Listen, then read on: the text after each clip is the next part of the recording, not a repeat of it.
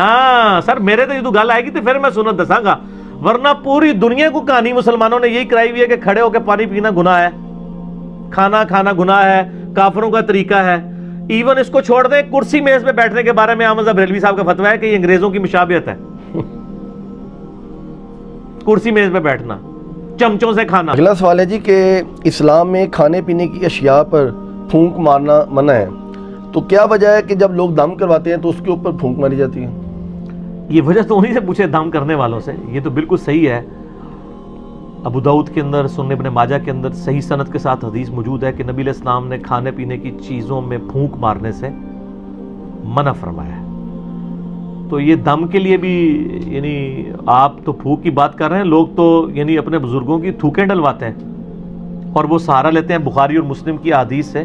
بھئی نبی علیہ السلام کی تھوک مبارک، آپ کا پسینہ مبارک، وہ تو تبرکات ہیں، آپ کے پسینے سے تو بدبو آتی ہے، نبی علیہ السلام کا پسینہ تو عطر کے طور پہ استعمال ہوتا تھا، آپ کی تھوک مبارک سے تو آپ پلی لے ہی نہیں سکتے۔ آپ علیہ السلام کی جو کوالٹیز ہیں وہ تو ایکسٹرا آرڈنری ہیں، باقی عام بندے کی تو یہ معاملات نہیں ہو سکتے کہ وہ تھوک ڈلواتے ہیں نہیں شفا ہو جائے گی، ایسا نہیں ہوتا، یہ بالکل غلط ہے۔ نبی علیہ السلام نے کھانے پر پینے کے اوپر پھونک مارنے سے منع کیا ہے۔ رہا دم والا معاملہ تو وہ بخاری مسلم میں موجود ہے کہ نبی علیہ السلام خود اپنے آپ کو بھی دم کیا کرتے تھے، المعوذات، آخری 3 سورتیں پڑھ کے، رات کو سونے سے پہلے 3 دفعہ پڑھ کے، یعنی 3 سورتیں ایک دفعہ پڑھی، پھونکا ہاتھوں پہ، پورے جسم پہ مل لیا، پھر دوسری بار، پھر تیسری بار۔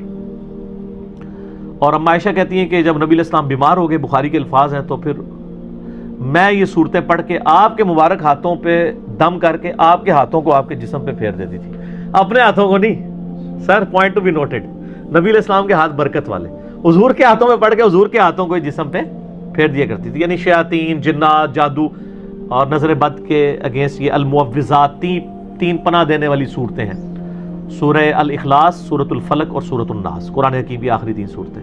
یہ والا دم تو ٹھیک ہے، لیکن پانی کے اوپر دم کرنا اور پانی کے اوپر یعنی پھونک مارنا، یہ جراثیم والا معاملہ ہے۔ ایون جامعہ ترمذی کے اندر یہ بھی حدیث موجود ہے کہ نبی صلی اللہ علیہ وآلہ وسلم نے فرمایا کہ اگر کوئی شخص پانی پیے نا تو وہ پانی کے اندر سانس نہ لے،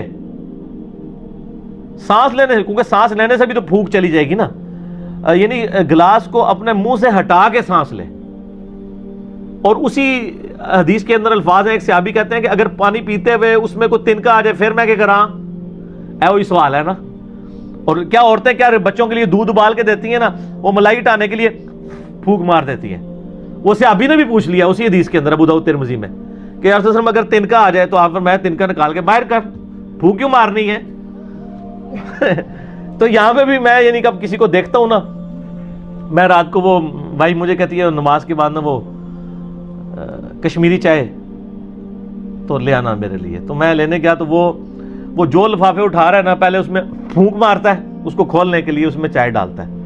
تو میں نے اس کو کہا یار یہ پھونک مارنا منع ہے، نبی علیہ السلام نے منع فرمایا، تم مطلب پھونک مارنی بھی ہے آپ یعنی باہر ویسے پھونک مار لیں، اس کو لفافے کو کھولنے کے لیے پھونک مارنے کی ضرورت نہیں ہے، لفافہ ایسے کھولیں اس میں چائے اڈیل لیں، یعنی آپ منہ سے کام جو کر رہے ہیں وہ آپ ہاتھ سے کر لیں۔ جو میں نے بتایا ابو داؤد ترمذی میں الفاظ ہیں، نبی علیہ السلام نے فرمایا ہے کہ تو نے تنکا ہٹانا ہے تو وہ ہاتھ سے ہٹا لے، پھونک نہ مار اس میں، اور سانس بھی نہیں لے گا، سانس بھی اس کے اندر پانی کے اندر نہیں لینا، ٹھیک ہو گیا؟ تو یہ پھونک مارنے والا غلط ہے۔ باقی وہ جو دم والا معاملہ ہے، پانی کے اوپر آپ دم نہیں کریں گے، اپنے ہاتھوں کے اوپر دم کریں، وہ تو سنت ہے، وہ ٹھیک ہے۔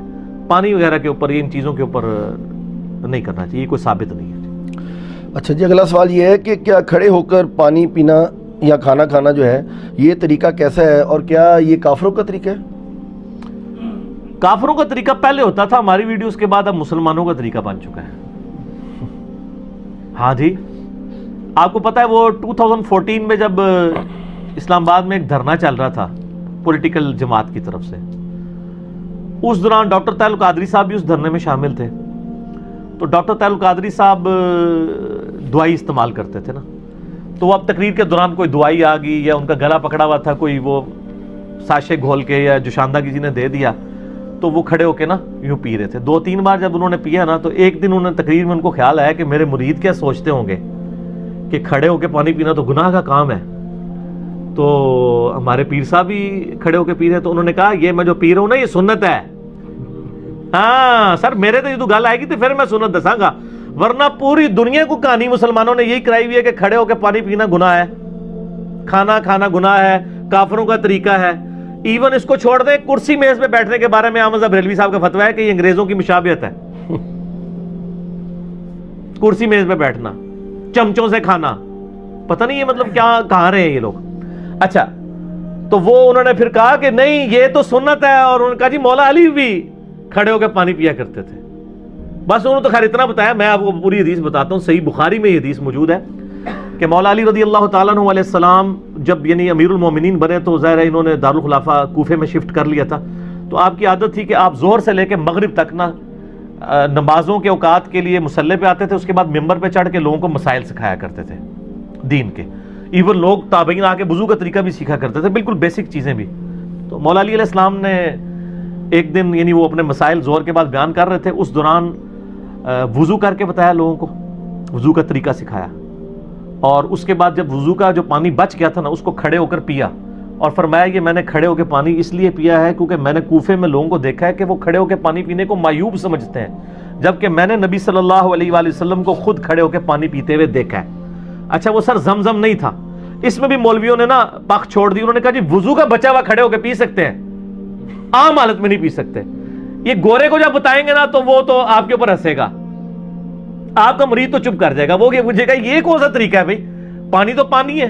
چلے زمزم کو آپ نے لادا کر لیا, بخاری مسلم میں یہ حدیث موجود ہے کہ نبی علیہ السلام نے زمزم کو کھڑے ہو کے پیا. ہمارے نزدیک تو وہ دلیل بھی کھڑے ہو کے لیے کافی تھی. زمزم بیٹھ کے بھی پی سکتے ہیں, زمزم کھڑے ہو کے بھی, دونوں سنت طریقے ہیں. مولا علی نے اس میں فرمایا کہ تم معیوب سمجھتے ہو کھڑے ہو کے پانی پینے کو, کیٹاگوریکل مینشن کیا. آپ نے یہ نہیں کہا کہ وضو کا بچا ہوا پینے کو, آپ نے کیٹاگوریکل بتایا کہ نبی علیہ السلام نے کھڑے ہو کے پانی پیا ہے. اور اس کی سپورٹ میں ایک اور حدیث ہے ترمذی اور ابو داؤد میں, بڑی رکت انگیز حدیث ہے جی. ایک صحابی کہتے ہیں نبی علیہ السلام میرے گھر تشریف لائے تو میرے گھر میں ایک کونے میں مشکیزہ لٹکا ہوا تھا. پرانے زمانے میں مشکیزوں میں نا پانی سٹور کرتے تھے, اس کے آگے انہوں نے 2-3 اس کے منہ بھی بنائے ہوتے تھے. اچھا, تو کہتے ہیں نبی علیہ السلام نے نا وہ منہ پکڑ کے نا ایک تو اس میں سے پانی یوں کر کے پیا. کہتے ہیں میں حضور کو دیکھ رہا تھا, اس صحابی کا نام ہے کبشہ رضی اللہ تعالیٰ عنہ علیہ السلام. کہتے ہیں میں نے نظر رکھی ہوئی تھی, جیسے حضور فارغ ہوئے نا وہ میں نے منہ کا حصہ کاٹ کے نا اپنے پاس تبرکن رکھ لیا. مشکیزے کا منہ کاٹ کے انہوں نے تبرکن رکھ لیا کہ نبی علیہ السلام نے اس سے پانی پیا تھا. یہ ترمذی اور ابو داؤد کے اندر حدیث موجود ہے. اس میں بھی الفاظ ہے کہ نبی علیہ السلام نے کھڑے ہو کر مشکیزے سے پانی پیا, اس میں تو زمزم ہے ہی نہیں ہے, تو نبی علیہ السلام خود کھڑے ہو کے پی لیتے تھے. پھر جامعہ ترمذی اور ابو داؤد کے اندر حدیث موجود ہے کہ نبی علیہ السلام کے زمانے میں عبداللہ بن عمر کہتے ہیں ہم کھڑے ہو کے کھانا بھی کھاتے تھے اور پانی بھی پیتے تھے آپ کے سامنے. اور یہ وہ تابعین کو بتا رہے ہیں, کیونکہ جب کوئی بتاتا ہے کہ اس زمانے میں تو اس کا مطلب ہے کوئی ناسخ و منسوخ والا چکر ہی نہیں ہے. اور ایک اور حدیث ترمذی کے اندر موجود ہے کہ نبی صلی اللہ علیہ وآلہ وسلم کے زمانے میں یعنی آپ علیہ وسلم کے بارے میں خود آیا کہ آپ علیہ السلام کھڑے ہو کے پانی پی لیا کرتے تھے, اسے منع بھی نہیں فرمایا کرتے تھے. البتہ مسلم شریف کی ایک حدیث ہے کہ آپ علیہ السلام نے کھڑے ہو کے پانی پینے سے منع فرمایا. اور ایک اور حدیث ہے مسلم شریف کی کہ جو شخص کھڑے ہو کر پانی پیے تو وہ کیا کرتے, اس حدیث سے لوگ پلی لیتے ہیں, تو وہ حدیث منسوخ ہے. اس لیے مشکات میں آپ یہ دیکھیں گے نا حدیثیں ساری کٹھی ہیں, اس کے بعد وہ منسوخی والی حدیث ہے, یہ حدیث منسوخ ہے.